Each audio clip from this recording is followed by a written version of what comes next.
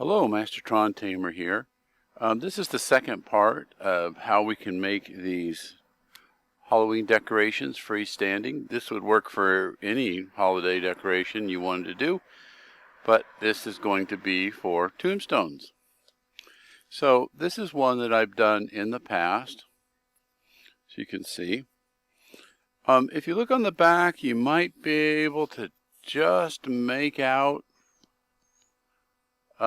where I made this modification, but I can tell you for sure you won't see that in the dark.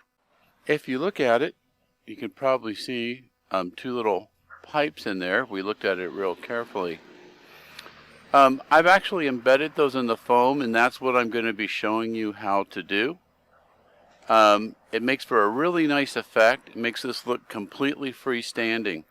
But before we get started, let me show you what it looks like. So I'm going to grab a couple of things. So let's see how this all is going to work when it's all done. So I've got my piece of wood here with the holes pre-drilled in it at 12 and 18 for my two spacings. I can go ahead and tap in. Now I only want to tap, I might be hitting something that I don't want to hit, like a sprinkler pipe. I have a pretty good idea where mine are, but it's definitely something you need to be very, very careful about.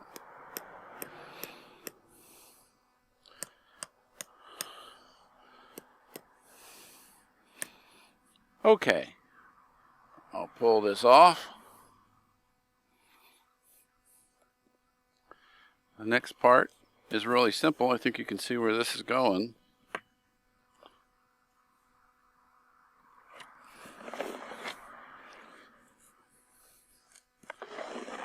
That one needed one more tap.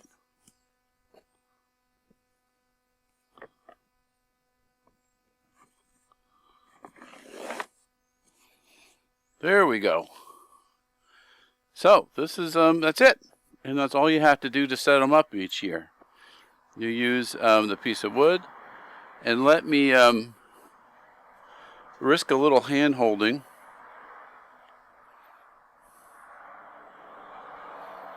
Here we go. Try and be careful so it doesn't jump all the way around. But as you can see, looking at it from the front or from the back, looks very authentic. I could even grab it. So even a very stiff wind would work. It would not knock it over. So like I said, for this one to demonstrate, I just used some gardening rods. 3/8 rebar is the most inexpensive material to use, so I've used that quite a bit. Super strong. Just rust, but I can use it year after year. But anyways, you get the idea how this works. So now let's go ahead and we'll modify the one that we did in the last lesson, so that it can be freestanding like this. Well, I'm all set up now to go ahead and start carving. As you can see, I'm going to go ahead and do this outside. I mentioned before that this is a little easier to clean up outside. I could just sweep it up without getting everywhere. Before I get started on the new one, I deliberately left another one here kind of halfway finished so you could see kind of where we're going with this. So we're going to cut a slot on each side for the pipe. Once we've cut the slots and removed the foam, then we will glue in the pipes, and I'll walk you through how we do that. And then there's an optional next step. This is totally up to you. Once you've got it like this, you could just paint over it and call it good if that's all you wanted to do. But on this side, I've gone ahead and filled it in so it'll be nice and flush. And I'll be showing you how to do that, and you can decide if you want to go either way with that. This is one of the ones that was made with that soft foam. This was my son Jason's first one, and we didn't have any other foam available. We just used what we had. It's okay. I think having these pipes in it is actually going to make it quite a bit stronger. All right, so let's go ahead and start in on ours. So this is the one that we completed, our Ebenezer Scrooge from the last lesson. I'm going to go ahead and put it on here, grab my reading glasses. I have pre-marked on here exactly 2 foot spacing so that will match my template. And then I'm going to go ahead and draw my line.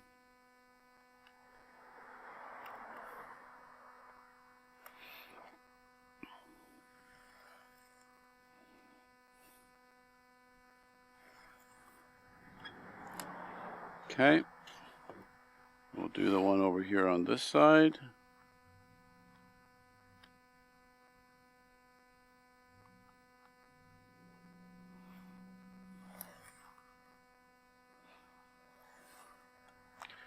Now, I was very careful with my measurements, but it doesn't hurt to double check. There's that old adage about measure twice. Doesn't hurt. Okay, it looks like we've got the right spacing here. All right, so from just kind of past experience and from looking at the slot I did last time, we need about 5/8 of on this. So I'm going to go out from my center line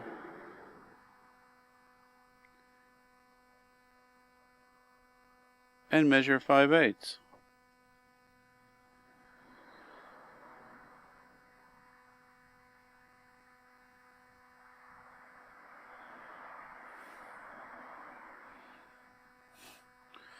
Do that on both sides.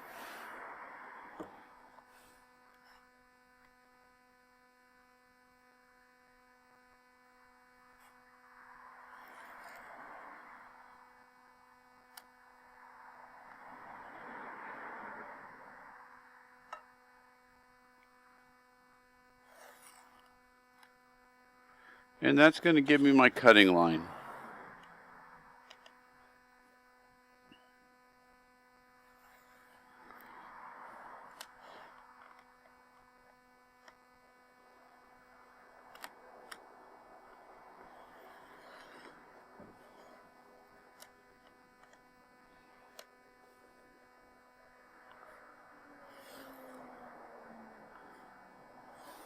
That one got a little wanky on me, so I drew a new line. Okay, now I need to know the length. I thought I had this all set and ready to go, but it's right over here.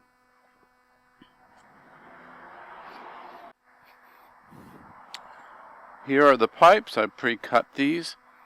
So this is 1/2 inch, not PVC, but CPVC.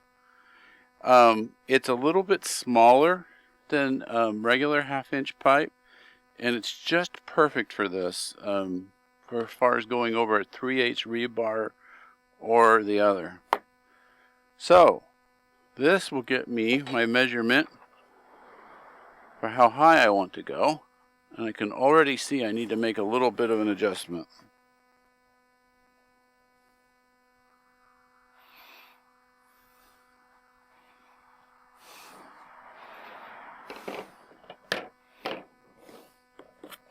Didn't draw quite up far enough.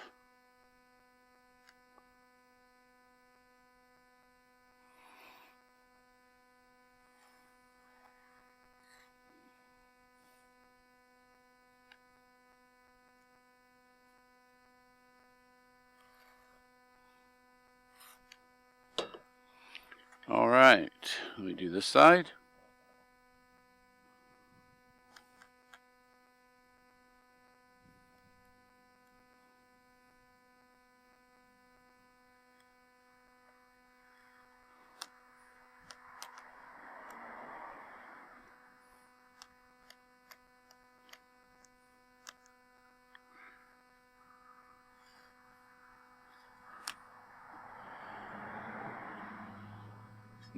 All right.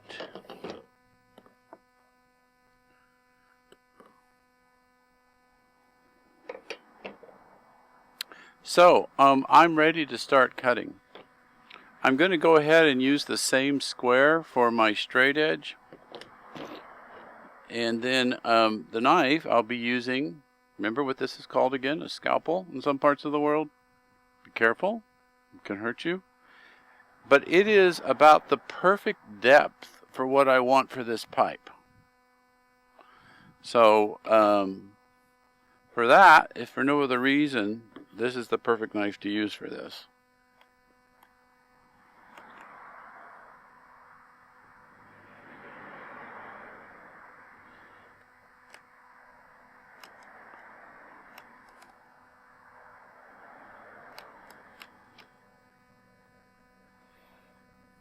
Okay.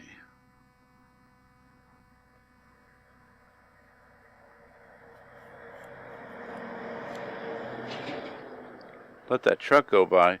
So the first time you want to cut it, you're not trying to go all the way down. You're trying to hold it as perpendicular to the surface as possible. That's your goal. Maybe going a little, about half of the way down. Because you can come back later and cut it the rest of the way.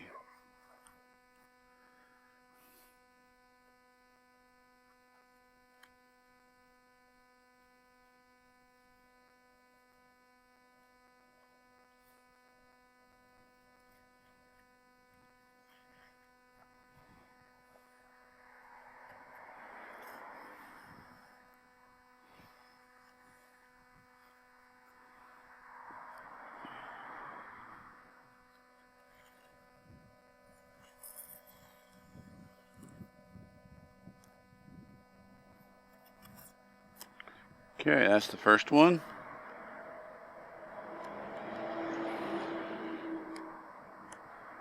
Let me make a mark for myself here so I know right where to start that.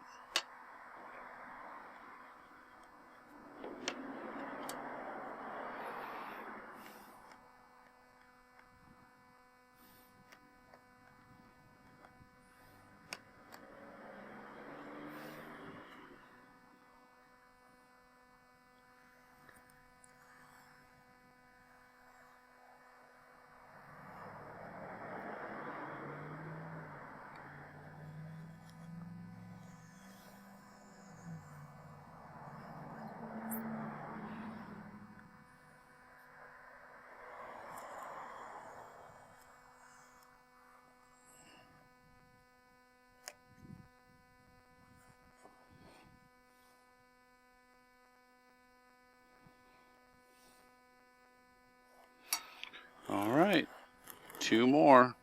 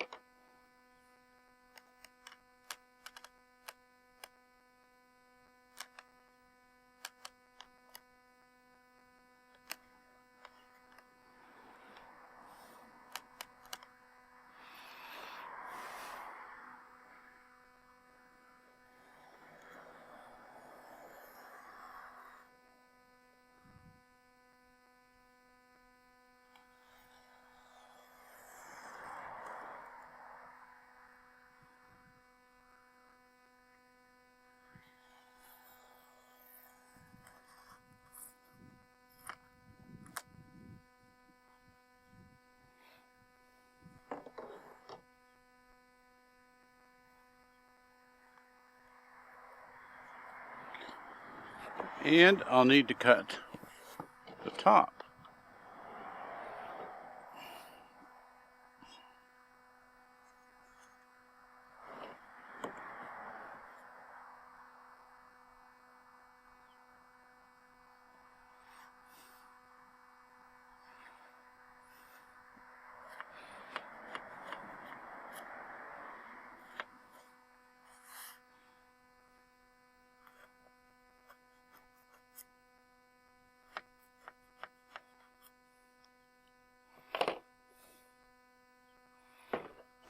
I'll double check again. We're good. All right, so the next part of this is that we're going to dig out this bit of foam. And I'll pause the video for a moment while I go grab another tool. All right, here we are. We are ready to go. I have got my special tool. You're not going to be very impressed if you're wondering if this looks a lot like a dinner knife. That's what it is. It's a decommissioned dinner knife that from an earlier set that I used to have, and it is just the perfect tool for this. As you can see, I put a bent in it, and I'm going to be pushing this into the foam and then just breaking out the part I want to pull out. I think I'll start this by making sure I've got the right depth.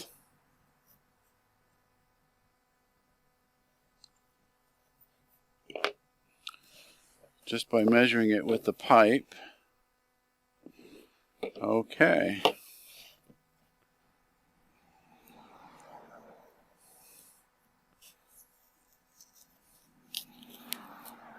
And as you can, I think, see, and maybe hear, hopefully over all that traffic, I am just digging this out.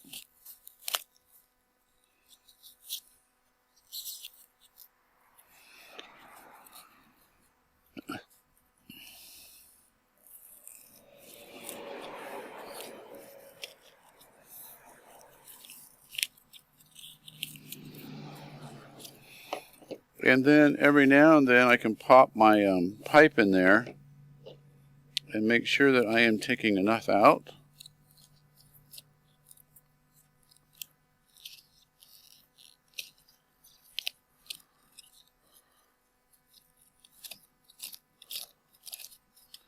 There we go.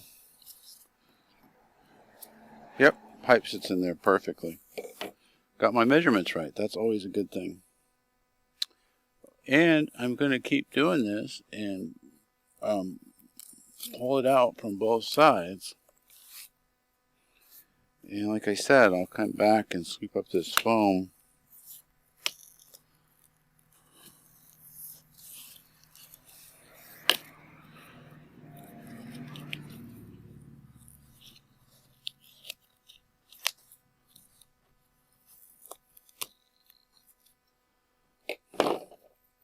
And I'm going to double check that I am far enough down.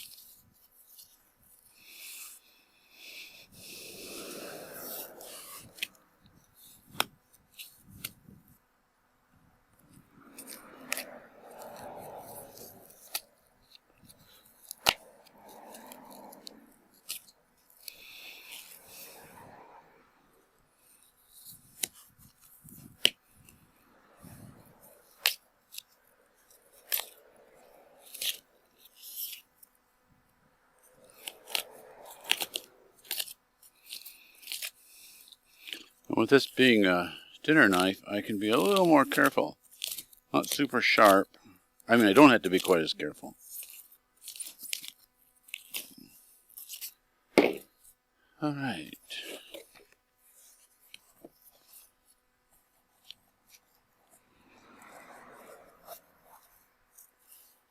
Looks like it's not quite flush. I'll pull out a little bit more.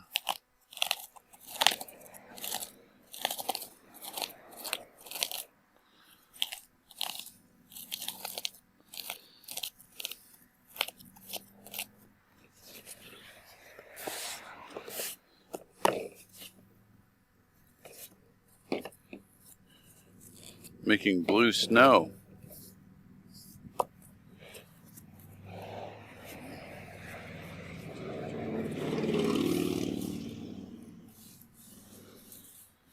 Just a smidge more.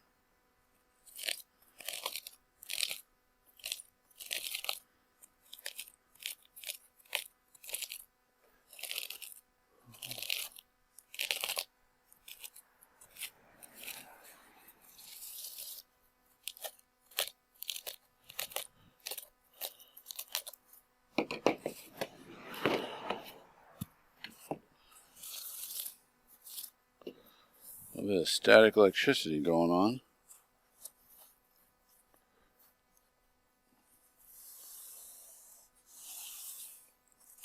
And I'm just running my finger over it to make sure I can put it in there nice and flush.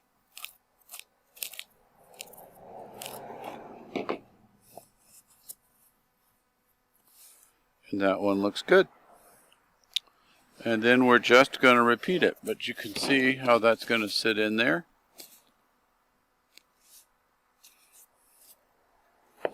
And I'll go ahead and dig out the next one. So I'm going to go ahead and pause the video at this point, seeing how you've already seen that. And then we'll get the next one out. Okay, we are ready for the next phase of this. I've gone ahead and dug both of these out.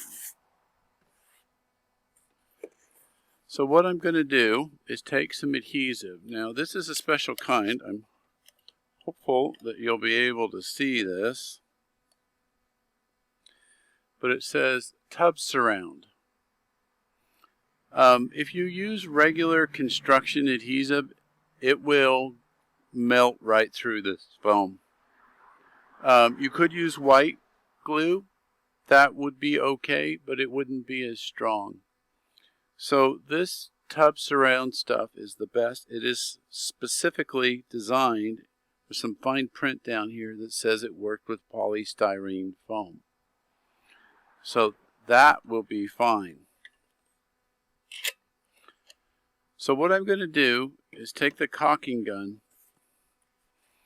and in the grooves on both sides, the left and the right side, I'm going to put a bead in there.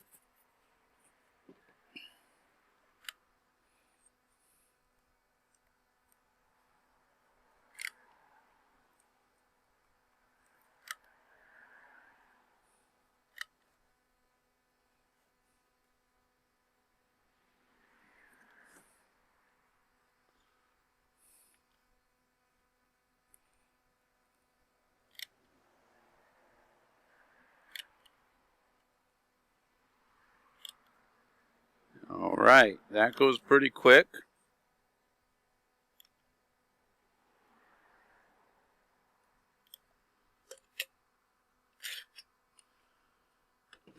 And then the easy part is I'm just going to take it and push it in there.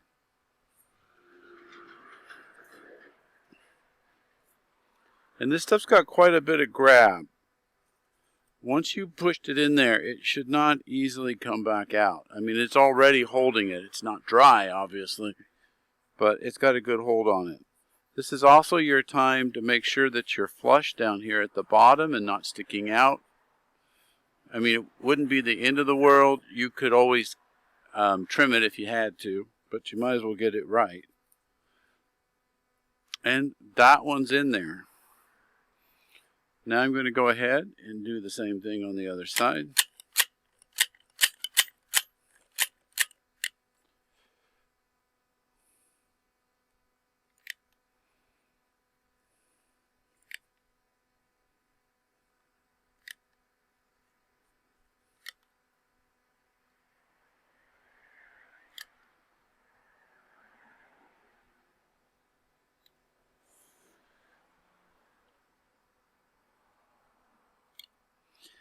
And it's hard for you to see this, but I'm being pretty generous. Sometimes they say to do a 1/4 inch bead. It's at least a 1/4 inch. I'm putting quite a bit of this down there. I kind of want it to fill all the little nooks and crannies.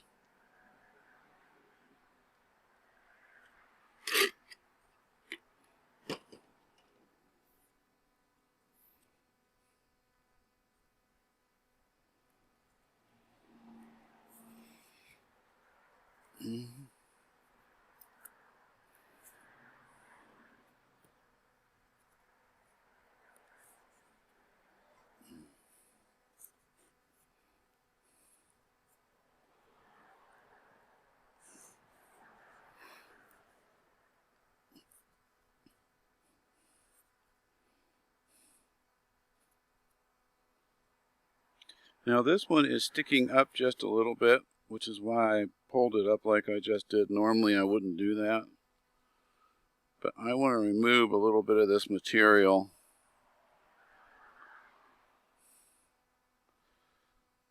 Right in that area.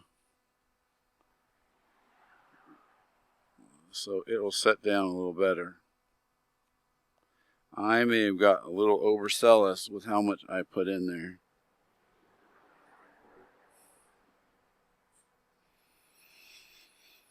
Oh yeah, that's better. It sucked right down the way I wanted it. So that's good.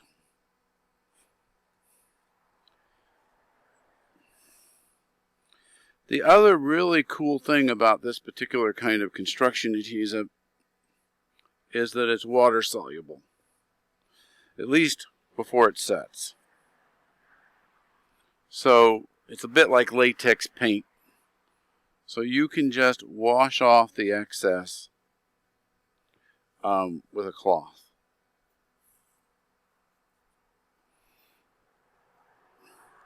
I'm going to go do that. I'm going to go get a wet cloth, and I'm going to also get set up for a couple of other things here in just a second. Okay, back with, this is just a saturated paper towel. I'm going to go ahead and take off the excess. Like I said, that's the nice thing about it being water soluble. We can just go ahead and clean up, just like we could with latex paint. And that one got a little messy. Maybe I just didn't dig that one down as far, so I didn't have as much room for the glue. I'm not quite sure what went on there, but it's good now. All right, so the final part of this is to go ahead and put in a bead on the top on both sides of this. And by the time that dries, that will be really solid.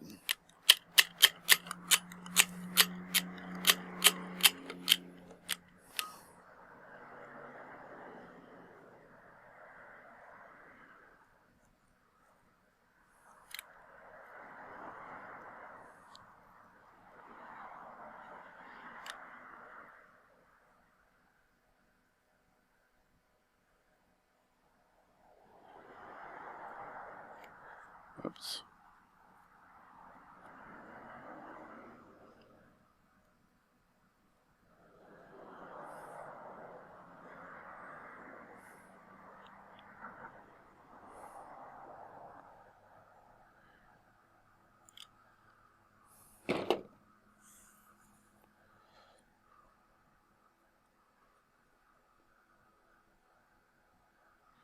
Like I said, we can just go ahead and get it all over our fingers. We don't care.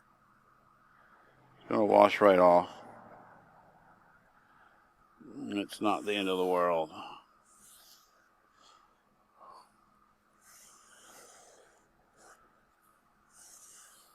Have fun with it, right? So now, as you can see, I've got glue underneath. I've got a couple of beads of glue on the top. That's going to make it really strong.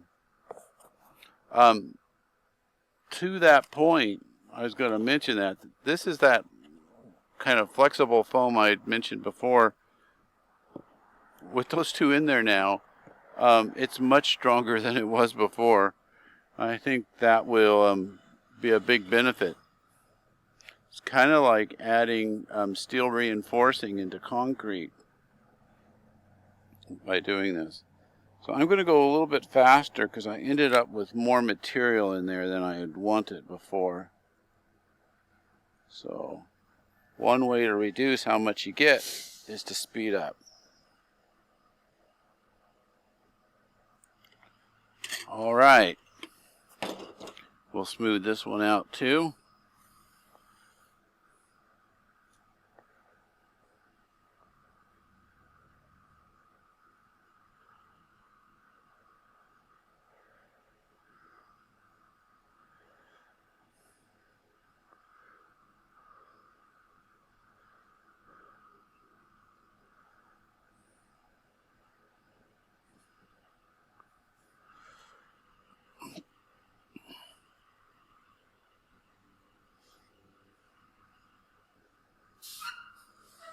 School bus just brought home the kids from junior high, I think.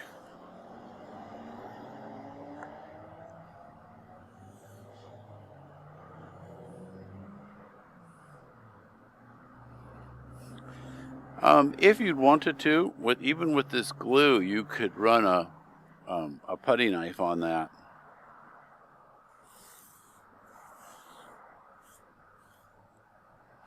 And I'm going to go get a couple more paper towels and clean that up a little bit better. But the point I wanted to make is you could just run a putty knife over that, let that dry, and call that good. It's going to be dark. It's at night. They don't stick out of the foam at all. Paint it in a nice dark color, and you could just be done at this point. I tend to be a little too much of a perfectionist, so I'm going to go on and show you the next step, which is to make it look like this one over here, or the one that I have planted in the ground over there. So let me go get a couple more paper towels to clean this up. And once you've got the glue in there and you've got it the way you like it, you're going to need to give it a couple of days to really dry. So this isn't something you want to do the day before Halloween or Christmas or whatever you're going to put the decoration up. This is something you want to do well in advance of all that. Anyways, you let it dry thoroughly, and then you move on to the next step. Now, for expediency's sake, and because I don't want to come back and set this all up 3 days or 2 days from now, that's why I have this other one.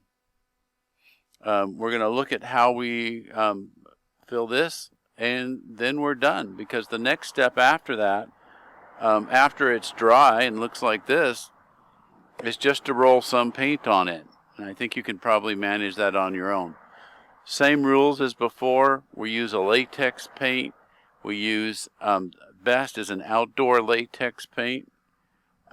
We get it at the hardware store with the mix-matched colors that nobody likes, that didn't pick them up. Anyways, a couple of coats of latex paint on this will be necessary so water doesn't get into this glue. And then it's good to go. You'll never know that we stuck these little pipes in here. All right, let's do that. I need to go get some putty and some putty knives to work on this one, and I'll get that set up. Okay, on to the final step. For this, I like this lightweight spackling material. I think it's a plastic material, actually. It is, as the name says, super lightweight. It dries reasonably fast. The thing I think I like the most about it is it sands super easy. So I'm going to go ahead and do that. This side I did 2 applications where I first put down one, sanded it, and did another one. Again, that's optional. One would probably be enough, but it's pretty straightforward. I think probably many of you have already worked with putty before, of one sort or another. And this stuff is no different. You have to kind of work it down into the groove where you want it.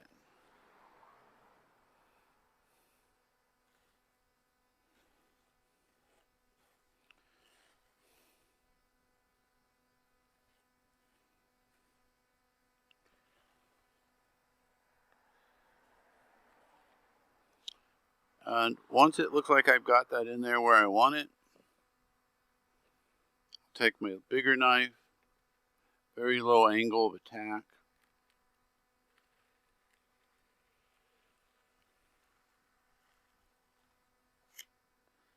and that was nearly perfect. I don't know if I need to sand it. I will. How to have it. So a little place here at the end.